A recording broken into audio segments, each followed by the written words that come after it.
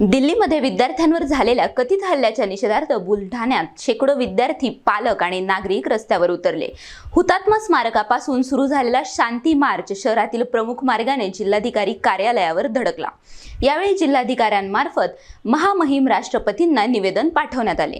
बुलढाण्यात काढण्यात आलेला हा मोर्चा असला तरी विद्यार्थ्यांच्या हातातील फलकांनी विविध मागण्या ठामपणे मांडल्या। काळे कपडे आणि काळ्या फिती लावून सहभागी झालेल्या विद्यार्थी, पालक आणि नागरिकांनी विद्यार्थ्यांवरील कथित लाठी हल्ल्याचा निषेध नोंदवला। मोर्चा दरम्यान विद्यार्थ्यांवर दाखल करण्यात आलेले गुन्हे मागे घ्यावेत, केंद्रीय शिक्षण मंत्र्यांचा राजीनामा घ्यावा, तसंच विद्यार्थ्यांच्या मागण्यांकडे गांभीर्याने लक्ष द्यावे अशा विविध मागण्या करण्यात आल्या। शहरातील प्रमुख मार्गाने निघालेल्या या शांती मार्च मध्ये शेकडो विद्यार्थी, पालक आणि संवेदनशील बुलढाणेकर मोठ्या संख्येने उपस्थित झाले होते।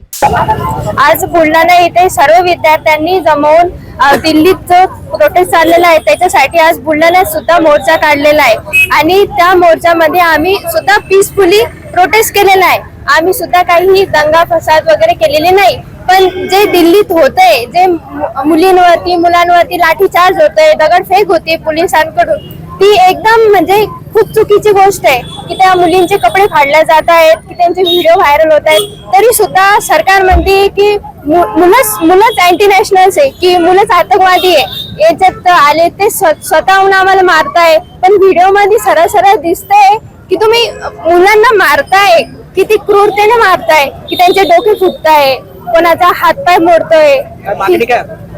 मागणी एवढीच की स्टुडंटचं म्हणणं तुम्ही एकदा ऐकून घ्या शांतपणे, आणि शिक्षण मंत्र्यांचा ते राजीनामा मागताय ना, तर तुम्ही त्या गोष्टीसाठी काहीतरी प्रतिक्रिया तरी द्या, की त्यांना काय हवंय ते तरी विचारा शांततेने।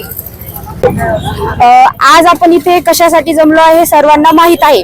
दिल्लीमध्ये जे प्रकरण चालू आहे त्यामध्ये स्टुडंटचा लॉस होत आहे आणि पोलीसवाल्यांनी त्यांना मारहाण केली, पण स्टुडंटचं त्याच्यामध्ये काही नाही। तुम्ही जर स्टुडंटला कंटिन्यू जर त्यांचे ओपिनियन ऐकत नसाल आणि त्यांची बाजू मांडू देत नसाल तर त्याच्या स्टुडंटचा काही दोषच नाहीये ना, सरकारचा दोष आहे त्याच्यामध्ये। कारण स्टुडंटचं तुम्ही ना मागण्या पूर्ण करत आहे ना काही करत आहे, त्यामुळे स्टुडंट तुम्हाला नम्रपणे तिथे सांगण्यासाठी आले होते, पण तुम्ही पोलिसांनी त्यांच्यावर लाठीमार केली।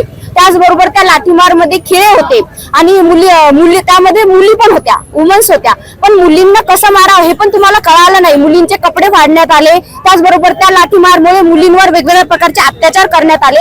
हे सर्व चुकीचं आहे, कारण सरकारने हे थांबवायला पाहिजे आणि आमची फक्त एकच प्रोसेस आहे की तुम्ही आमच्या मागण्या स्वीकार कराव्या आणि आम्हाला न्याय द्यावे, बस। मागण्या या होत्या की सगळ्या मुलांना 11वी 12वी त्यांनी नीट दिली, त्यांच्यावर अन्याय झाला, लाठीचार्ज होऊन पोलिसांनी त्यांना खूप मारण्यात आलं। त्यांचं फक्त एवढंच म्हणणं होतं की एज्युकेशन आपल्याला चांगलं भेटलं पाहिजे, पण पोलिसांनी लाठ्यांनी त्यांना खूप मारलं व त्यांच्या मागण्या याच होत्या की नीट पेपर फुटी, आता पुढच्या वेळेस धर्मेंद्र प्रधाननी डिझाईन केलं पाहिजे व नीट फुटी पेपर आता फुटला नाही। NTV news Marathi, Buldhana.